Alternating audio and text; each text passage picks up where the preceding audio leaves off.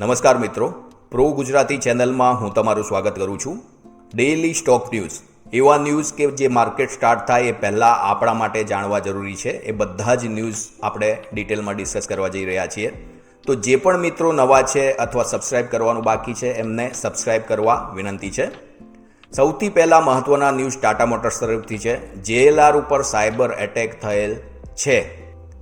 31 August 2025 JLR પર મોટો cyber attack થયો હતો અને પ્રોડક્શન સિસ્ટમ સંપૂર્ણ રીતે બંધ થઈ ગઈ હતી. આટલી મોટી કંપનીની પ્રોડક્શન સિસ્ટમ બંધ થઈ જાય એ બહુ જ ચિંતાજનક વાત છે. 2 સપ્ટેમ્બરે ટાટા મોટર્સે પ્રથમ જાહેર નિવેદન આપ્યું કે સાયબર ઇન્સિડેન્ટ થઈ ગયો છે, એની પુષ્ટિ કરી. 10 સપ્ટેમ્બરે બીજા નિવેદનમાં જણાવ્યું કે ડેટા પણ અસરગ્રસ્ત થયા છે. સાયબર સિક્યુરિટી એક્સપર્ટ સાથે કામ ચાલુ છે. 16 સપ્ટેમ્બર ત્રીજું અપડેટ આપ્યું કે પ્રોડક્શન હોલ્ડ ઉપર છે અને હવે 24 સપ્ટેમ્બર સુધી લંબાયું છે. એટલે ચિંતાજનક વાત છે. નાનો મોટો સાયબર એટેક હોત તો ટાટા ઇન્સ્ટન્ટલી એને સોલ્વ કરી દેત, પણ કદાચ આ ચિંતાજનક વાત છે. 24 સપ્ટેમ્બર સુધી જે છે એ પ્રોડક્શન હોલ્ડ ઉપર છે. આર્થિક અસર, સાયબર એટેક થવાથી જે પણ આર્થિક નુકસાન ટાટાને ભોગવવું પડશે એના વિશે ડિસ્કસ કરીએ તો ટેલિગ્રાફ કહે છે કે નવેમ્બર સુધી અસર રહી શકશે. JLR ટાટા મોટર્સની 70% આવક આપે છે, એટલે કે સાયબર એટેક ટાટા મોટર્સ માટે મોટું જોખમ બની રહેશે. 70% જે આવક છે એ JLR પ્રોડ્યુસ કરે છે, એ ચિંતાજનક વિષય છે. જો પ્રોડક્શન લાંબો સમય સુધી હોલ્ડ પર રહે તો Q2 અને Q3ના જે હોલસેલ અને માર્જિન પર અસર થઈ શકશે. ઇન્વેસ્ટરોમાં ચિંતા છે કે આ સિચ્યુએશન ક્યારે સોલ્વ થશે, એની અપડેટની ઇન્વેસ્ટરો રાહ જોઈ રહ્યા છે. GSPLનું વિલીનીકરણ થવા જઈ રહ્યું છે. ખૂબ જ મહત્વના ન્યૂઝ છે માર્કેટ માટે.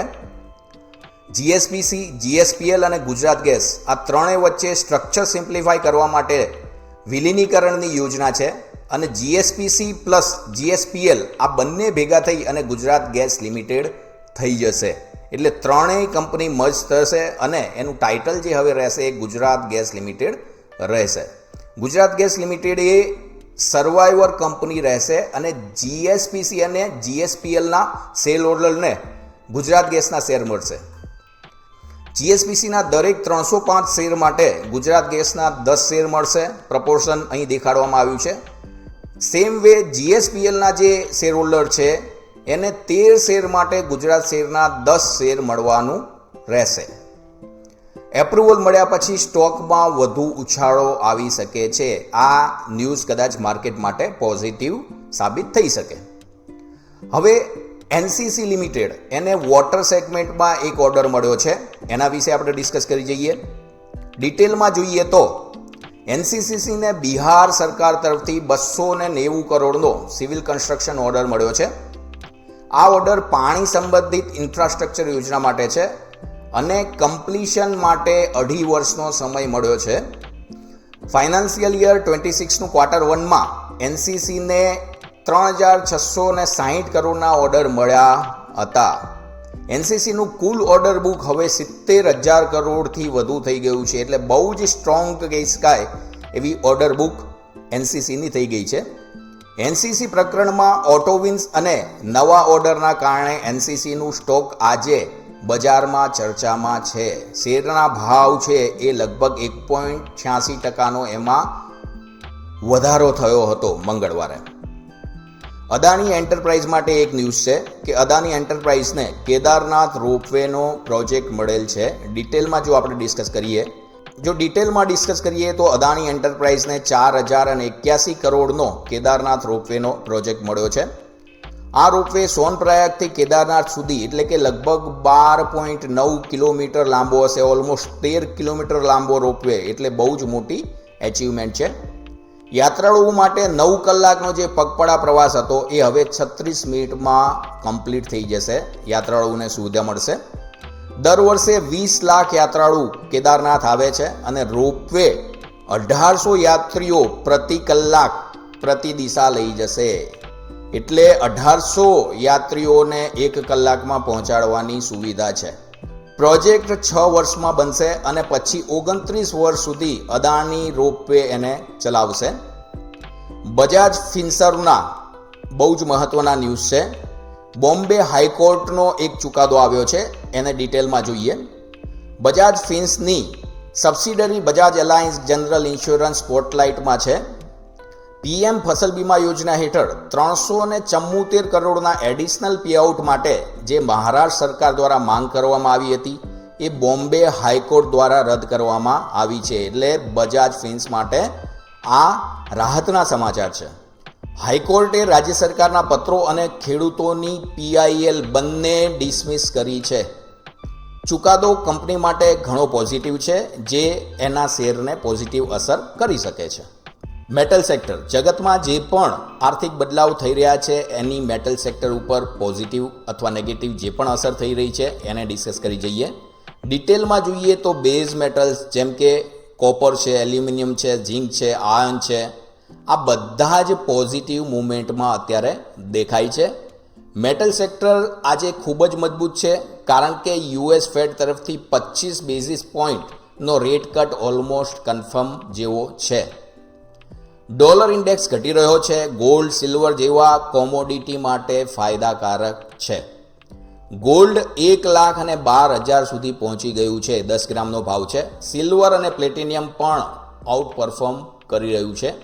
ગ્લોબલ અપડેટ્સની વાત કરીએ તો US data release, Fed projection, US China talk, India US meeting, આ બધી જ જે મીટિંગ છે અમુક પેન્ડિંગ છે અને અમુક અત્યારે કરન્ટલી થઈ રહી છે.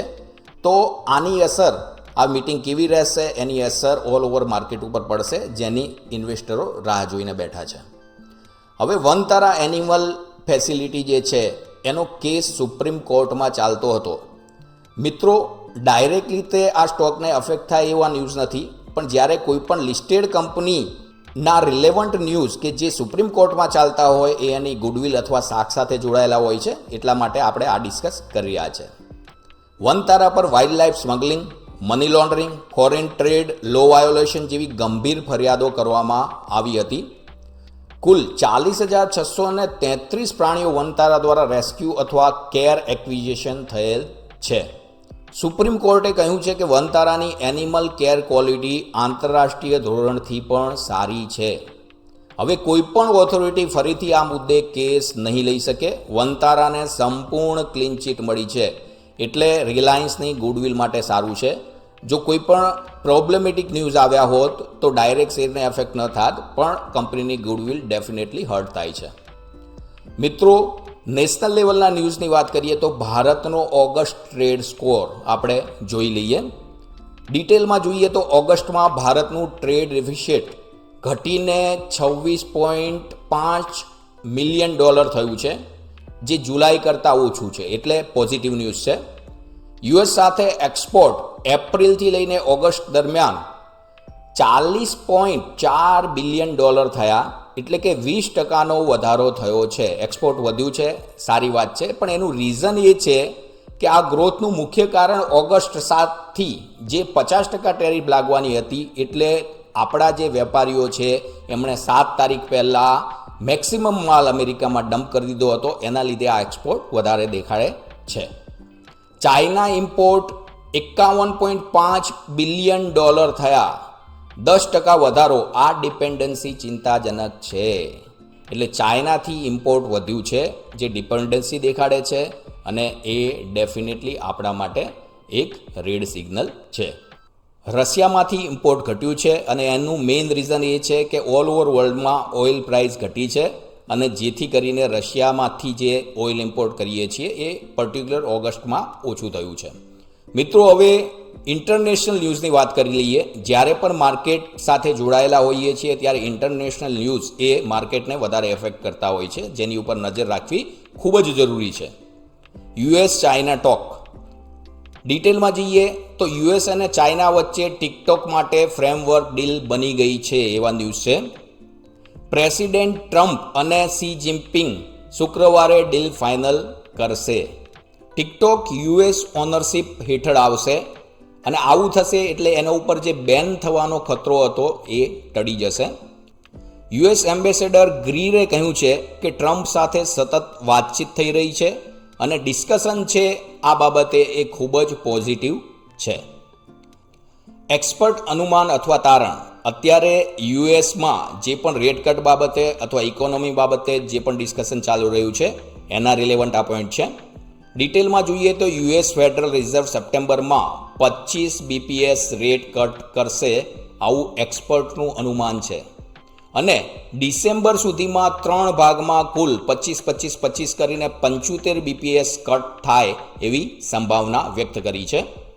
ટિકટોક ફ્રેમવર્ક ડીલ ટ્રમ્પ અને સી જિનપિંગ ફ્રાઈડે મળવાના છે, ઓલરેડી ડિસ્કસ થઈ ગયું. ચાઇના વિશે વાત કરીએ તો એઆઈ અને સેમી કન્ડક્ટર પુશ આ બંને મળીને અને એ સિવાય ઇન્ટરનેટ જાયન્ટ જે છે એ બધા જ સારું પરફોર્મ કરી રહ્યા છે એવું એક્સપર્ટનું માનવું છે. ઇન્ડિયાની વાત કરીએ તો ઇન્ડિયા વિશે એક્સપર્ટ એવું કહે છે કે ચેલેન્જ છતાં બ્રેકડાઉન નથી. માર્કેટ વિશે વાત કરી રહ્યા છે. ફાઇનાન્શિયલ અને બેંકમાં સ્ટ્રેન્થ દેખાઈ રહી છે. ઇમર્જિંગ માર્કેટ એક્સપોઝર માટે ઇન્ડિયા એટ્રેક્ટિવ છે આવું એક્સપર્ટનું તારણ અથવા અનુમાન છે. સેમ વે ચાઇના માટે જે એમણે પોઝિટિવ વાત કરી પણ એમનું કન્ક્લુઝન એવું હતું કે ચાઇનાની રિસેન્ટ સિચ્યુએશન કદાચ માર્કેટની સારી હશે પણ લોંગ ટર્મ માટે ચાઇના એ એડવાઇઝેબલ નથી. મિત્રો, આશા રાખું છું કે આ બધી જ માહિતી છે એ તમને ઉપયોગી રહેશે અને જો આ માહિતી તમને સારી લાગી હોય તો સબસ્ક્રાઈબ કરવાનું ભૂલશો નહીં. ફરી એકવાર આપને જણાવી દઉં કે અમે સેબી રજિસ્ટર્ડ એડવાઇઝર નથી, એટલે અમે કોઈ પણ બાય સેલ અથવા હોલ્ડ કરવાની એડવાઇસ આપતા નથી. જો આવી કોઈ પણ પ્રવૃત્તિ આપને કરવી હોય તો આપના જે પણ ફાઇનાન્શિયલ એડવાઇઝર છે એને કન્સલ્ટ કરીને જ કરશો. Thank you very much.